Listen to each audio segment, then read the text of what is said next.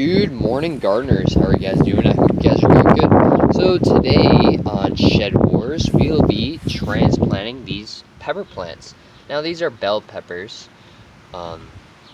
They are actually the grand mixed peppers that I've been growing for a few months now, just indoors. And I'm finally going to put them in my raised bed. And I'm also going to be planting some green beans just right here. I might just do like 4 beans just to see if they sprout or not. But yeah, and we'll also be reviewing my raised bed as well and how my tomatoes are doing. But right now, I'm going to transplant these peppers into the ground, so I'll be right back once they get transplanted. Alright, so here we are. We got our transplants our bell peppers in the ground and ready for, and transplanted and ready. Now we just trialed out this little tunnel for our green beans. Now I did leave some space over there because I do have some bigger green beans that I may transplant over here in the future, but right now we're just going to plant some seeds right here in this little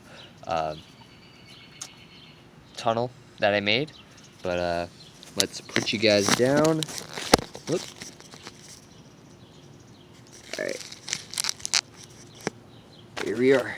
So we got our green beans right here. Okay, now I didn't soak these or anything, and that may be a lot of green beans right there, so I may just put, I'm gonna space them out a little bit better than this, but basically, since these are bush beans, I don't really have to trellis them. I can just put them in the ground and see if they'll grow.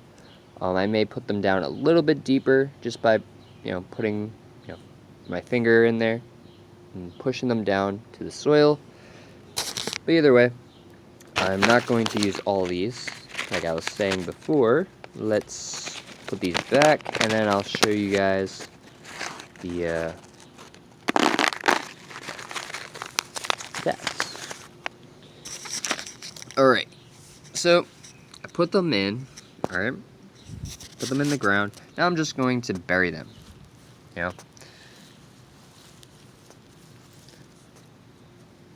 And whether the mulch is on the upside or like in the ground, it's still going to be beneficial for the worms. So to me, it doesn't really matter whether the mulch is on top of the dirt or on the bottom of it, but at the same time, it's just like, whatever.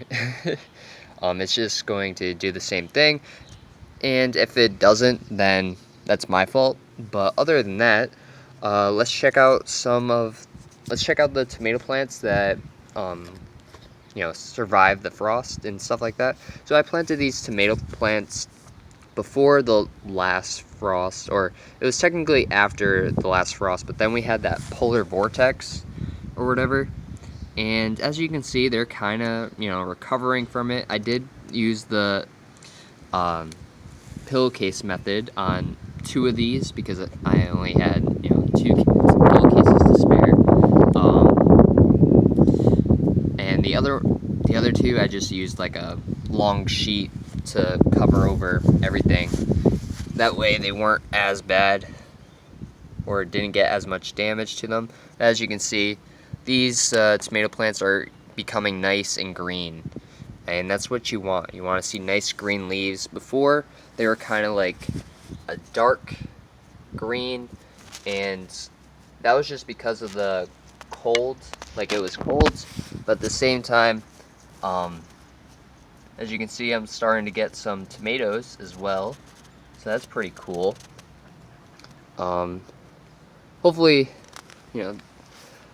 that sprout is, a pretty big size, so I'm thinking I'm getting like, at least a tomato that's like at the size of my palm. My palms aren't that big anyways, but they're a lot bigger than a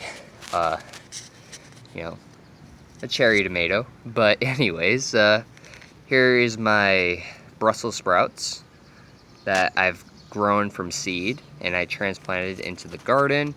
There's my kale that's doing amazing. This is Russian kale, by the way. So that's why it's like a purplish. It can tend to be red. Well, it can be red, but you know, they tend to be purple when it's cold out. These are my radishes, doing pretty good. I'm hoping that they are, you know, spaced out enough to where they will start bulbing up. But if they don't, I understand where I made my mistakes, and I will, you know, learn from it next year. If not, I'll just grow some radishes inside. But the only reason I was growing radishes was to avoid, you know, pests and stuff, so that way, you know, they can really be attracted to the leaves and not my other crops. But either way, I got my spinaches here. You can't really see because of the sun, or at least I can't see. Hopefully you guys can see better than me. But it's weird. Looks like we got like a walking onion right there, but I didn't plant any, so it's interesting. I did plant some walking onions over here though,